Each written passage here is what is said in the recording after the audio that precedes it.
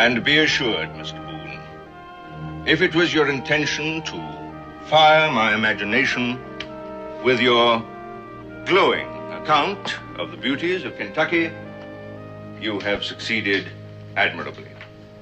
The prospect of resolving the land grant issue for the valiant men who served under me, coupled with a lifetime ambition to travel the trail you have blazed, prompts me to make plans for an immediate personal tour of inspection. Mr. President, as the man responsible for your safety and well-being, I not only disapprove of this journey, I wondered how long it would take you to explode, Colonel. Confound it, sir. How many times must you be reminded that the chief executive of these not two United States has inherited a large collection of enemies?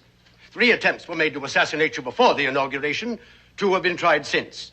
This journey you propose is too great a risk. Kentucky is a wilderness. Was a wilderness, Colonel, until Boone opened the way for its colonization. As you are aware, he served under me before. I have the utmost faith in his loyalty, and I shall look forward to meeting this young frontiersman again. Now, where was I? Prompts me to make plans for an immediate personal tour of inspection. Ah, yes. My aide, Colonel James Lamport, will be arriving at the fort 2 weeks from this date. I trust it will be convenient to meet with him and make arrangements for my journey over Boone's Trace, which I hopefully wish to make under your personal direction. With kindest regards, looking forward to our next meeting, I remain respectfully. Would you read that back to me, please, Mr. Portman? Dear Mr. Boone, in reply to your letter of the 21st, Pa? I am deeply... Pa? Is it true, Pa? Is it true, Pa? Is it real honest true? Is what true? About President Washington. Ma says he's coming here to Kentucky. Well, that's what it says in the letter. You don't seem very excited about it. Well, ordinarily, I'd be real excited. But under the circumstances, I can't honestly say that I am. I don't understand, Pa. Well, neither do I. This letter from Mr. Washington is an answer to one I never wrote in the first place.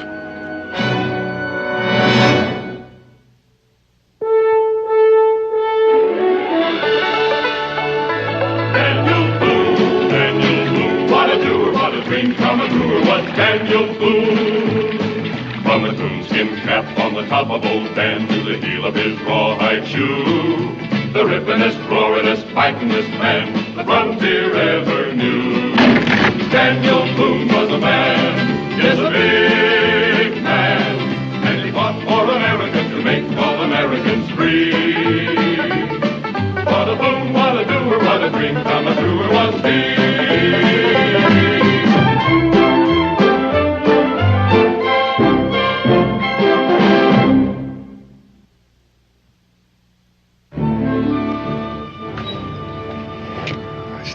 How it's possible to receive an answer to a letter that you've never written from the President of the United States.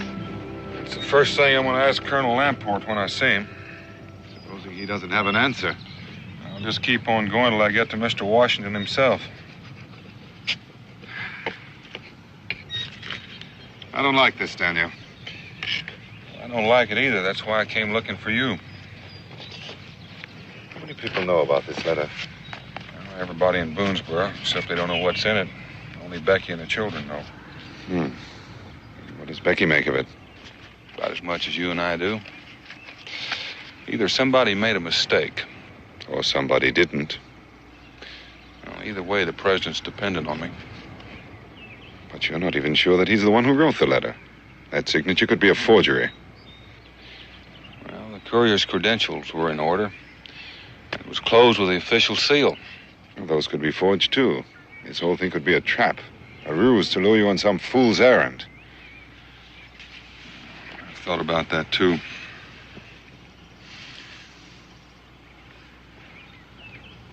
You know what I think? What? This fish is much too salty. And you should know by now. You've already eaten 6. Thank you. Now tell me, Daniel, what can I do to help? I thought maybe you might like to come along. Well, the fishing isn't very good anyway. I would like the opportunity of meeting the president. Perhaps even of telling him that my people would like to be a part of this country's future, as well as its past. I'm sure Mr. Washington would be pleased to talk to you.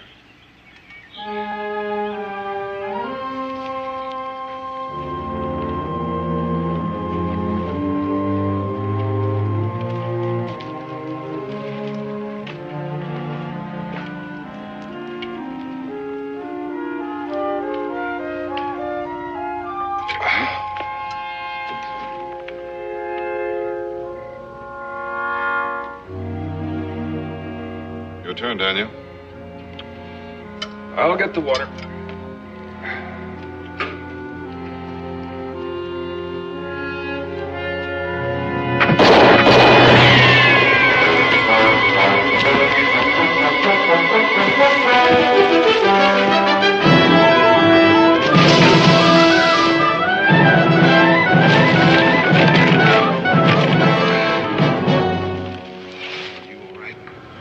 My tail feathers are a bit ruffled. You think they're still out there? I don't know. Why would anybody want to kill you, Mango? Are you sure it was me? It wasn't me. I must have walked within 10 feet of them. They could have hit me with a rock. Evidently, someone doesn't want me along on this trip. I wonder why. I wonder why you received an answer to a letter you didn't write. In any event, I think we'd be safer traveling separately. It makes a lot of sense. Why don't you put all of our extra gear in this hollow log? Where will I meet you? Meet me at Clinch River. Maybe by then I'll have some answers for you.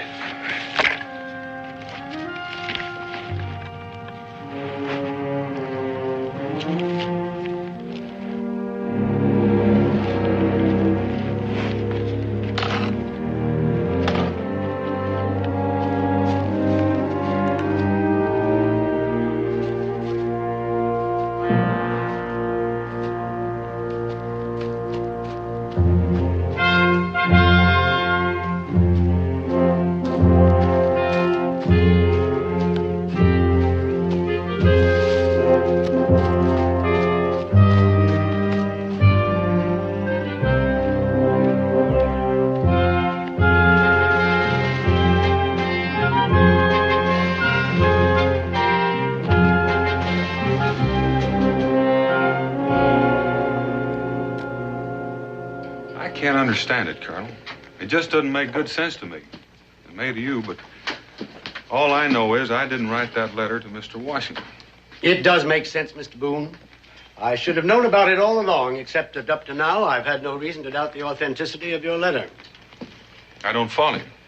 I warned the president not even to consider leaving New York. But, as usual, he paid no attention. He can be a very stubborn man. I reckon it's lucky for the rest of us he is. Otherwise, we could have lost the war. Well, I'll tell him you said that, Mr. Boone. I'm sure it'll please him. But it isn't really an answer to our problem. I'm not sure I know what our problem is. Sir, isn't it quite obvious? There isn't a doubt in my mind that we're face to face with one more plot to assassinate Mr. Washington. You mean it's been tried before? Yes, several times. Oh, naturally, it's been kept quiet, but there is a certain group of men who seem almost dedicated to taking Mr. Washington's life. I can't imagine anybody wanting to kill George Washington. Loyalty, Mr. Boone, is a strange thing. There are people who think we still owe allegiance to the British. Do you know who any of these men are? Unfortunately, no. But the heads of this group are very clever men. That's why the president's letter was sent in your name. They are well aware of his interest in land grants for veterans and his fascination for the wilderness. They figured quite correctly that a letter from Daniel Boone would be delivered to the president in person. That's the part that doesn't seem real smart to me. They had to figure that the president would get suspicious when he found out I didn't write the letter. Well, they probably aren't aware of the president's personal affection for you. They failed to anticipate he'd answer the letter in person, and that is our good fortune. Yeah, I reckon it is. Now that you know what's going on, you can get on back to New York and make sure Mr. Washington stays put. On the contrary, Mr. Boone, the trip will take place as planned. Well, isn't that kind of like setting the president up as a target of a turkey shoot? You mean you don't see it? These people have no way of knowing that you got an answer to a letter you never wrote. They'll carry on just as planned. And that's our opportunity to destroy them once and forever. Seems like a pretty good chance to get the president shot, too. You don't think I'll take that risk? Mr. Washington won't be in the president's carriage. He'll be safely guarded at Mount Vernon, but only you and I will know that. Orderly! Have my horse saddled and brought around to the gate as soon as possible. Yes, sir. You will forgive my haste, Mr. Boone, but there are details to be taken care of, and I'll need your help. Speaking of help, Colonel, I've got a friend who knows the country as only an Indian can. His name is Mingo, mother Cherokee Indian, father British, educated at Oxford. You seem to know a lot about me and my friends, Colonel. Most important part of my job. Well, maybe you can tell me why somebody tried to kill Mingo on the way here. He was traveling with you? Up to a point. Then I assume he knows that Mr. Washington's projected journey to Kentucky. They read the letter. That's most unfortunate, but I suppose it can't be helped. You have objections. Listen to me, Mr. Boone. One of the would-be assassins we took in a while back was a half-breed. Maybe that explains the attempt on Mingo's life. I don't like the word half-breed, Colonel. Neither do I, Mr. Boone. A man's origin has nothing to do with whether he's good or bad. We agree on that. But you can understand my hesitancy. No, I have no real objection, Mr. Boone. Only that I don't see his value on this preliminary trip. When the president does make the journey, his advice will be more than welcome. Mingo will be real pleased to hear that. What's this about a preliminary excursion? If you'll walk along with me, Mr. Boone, my horse should be ready by now.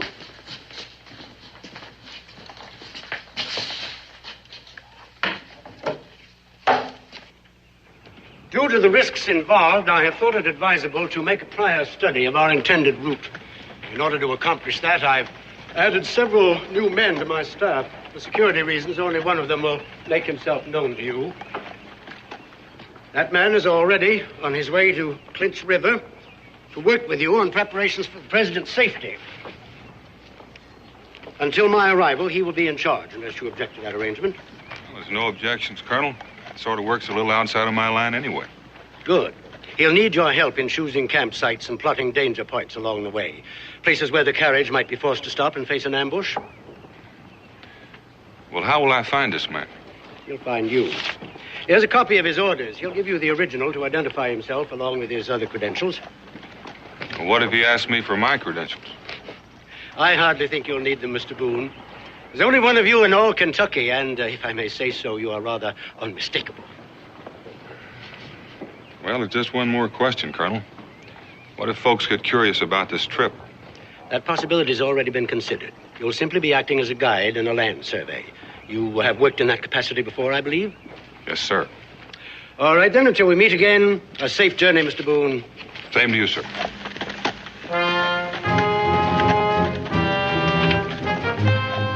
Captain Edgar Newton.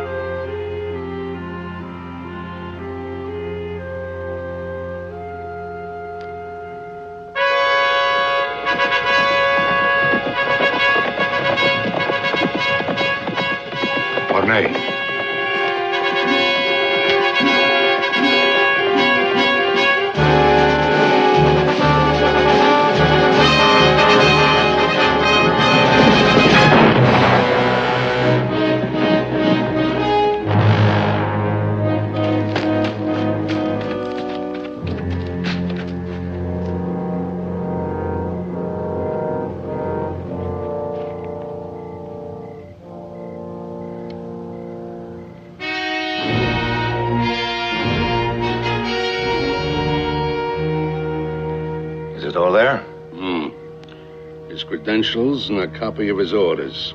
Enough to convince Boone that he's dealing with the real Edgar Newton. May he rest in peace. Unless somebody in Clinch River knew him. Or knew Telford before. No. Newton came from up in New York State. Telford's been in England for the past 10 years. I don't think anyone will notice a substitution.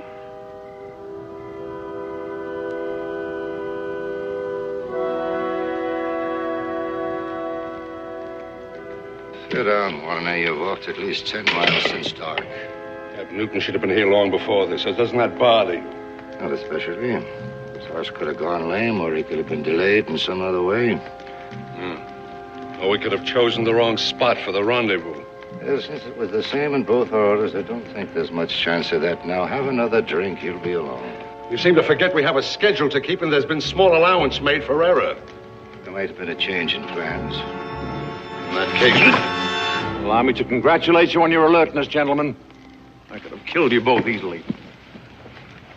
Give me a drink, John. At least I'm glad to see you both here on time. On time? We've been waiting here since noon.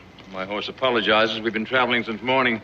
And we're not staying the night? No, Boone's due in Clinch River sometime tomorrow. I'm expected to meet him there. I'll saddle up then. No. The colonel thinks it's better we travel separately and meet as strangers.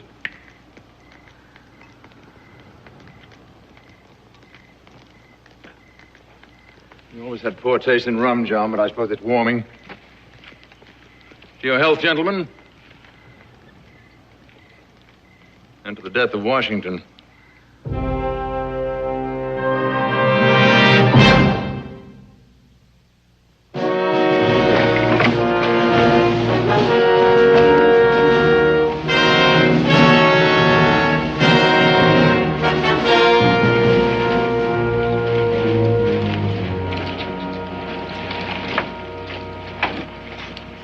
Like you've been riding a far piece, stranger.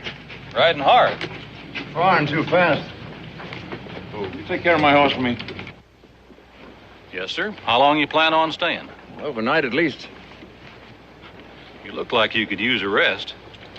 Is there an inn in town where I could get some decent food and lodging? Well, the Village Inn is just up the street. Ain't really decent, but it's the only place in town. Thank you. By the way, would you happen to know a man named Daniel Boone? Daniel? You are a stranger around here, mister. Reckon ain't anybody in the whole territory don't know him. Well, do you know if he's here in town? Well, I ain't seen him. He ain't a man you could overlook real easy. Thank you. I beg your pardon?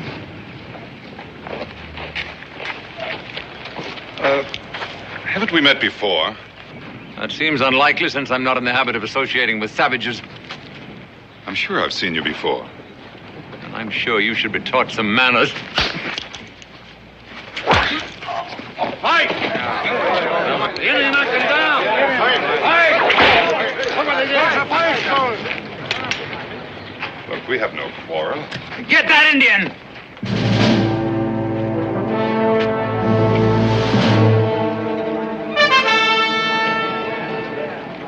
I'll teach you to insult a white man.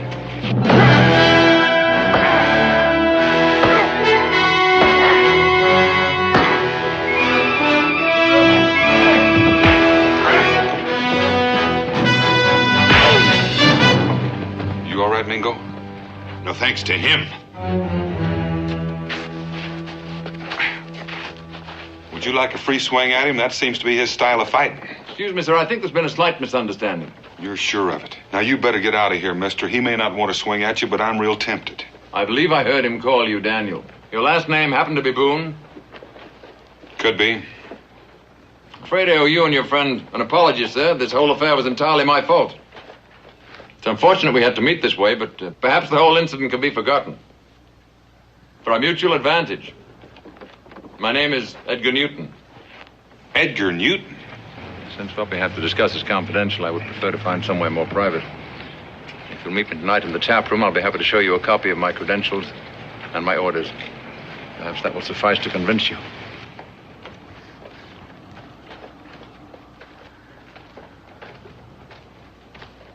That's too easy, Daniel. Well, he's one of Colonel Lamport's aides. I'm supposed to guide him over the trace in preparation for the president's arrival. Oh. In that case, I'm afraid I owe you an apology. What for? Well, by defending me, I'm afraid you've made an enemy. I don't know, Daniel. Somehow I just don't trust you, Mr. Newton. Can't say that I blame you. Well, where are you going? Back where I belong. Well, why should I stay here? Don't tell me I've been invited on your little scouting expedition. Well, you weren't exactly invited, but Colonel Lampert said he didn't object to your going along. Well, that's very kind of the Colonel, but I don't think I'd like to travel with Mr. Newton. Let this be your expedition.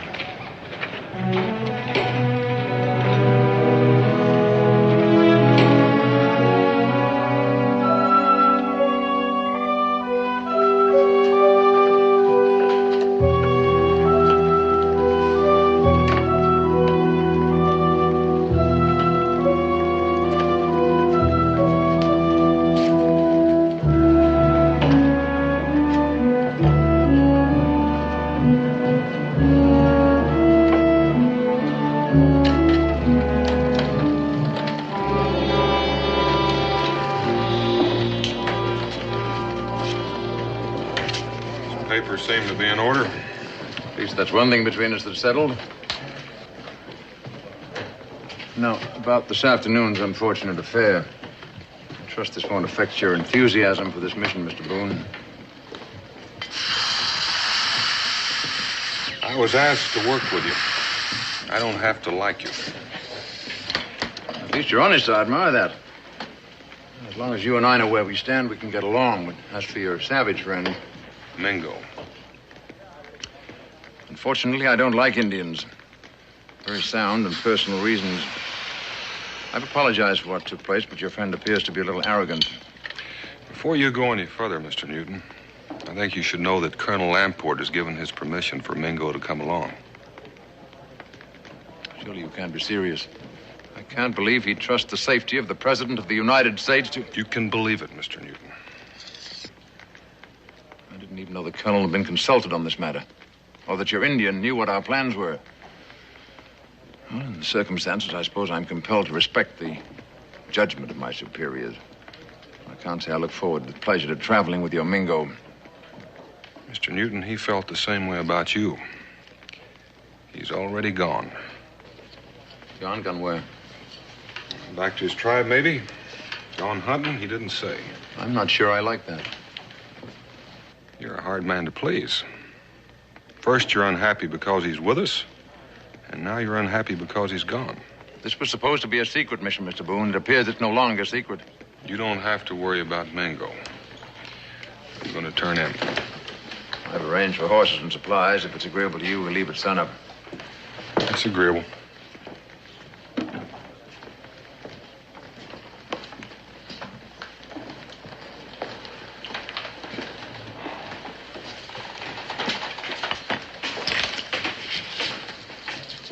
What did you find out? Nothing we didn't know before, except the Indian's gone. I could have told you that before. We saw him leave shortly before sunup. Which direction was he headed? West. And get after him. At this time of night? At this time of night, he can't have traveled far. I don't see what harm he can do. He knew me in London. Not very well, fortunately, but given enough time, he might remember me. We can't take a chance like that. Where do we go, then? You'll find me on the trail. We leave at sunup. What do we do with the Indian when we find him? Just what you were told to do before. Only this time, don't miss.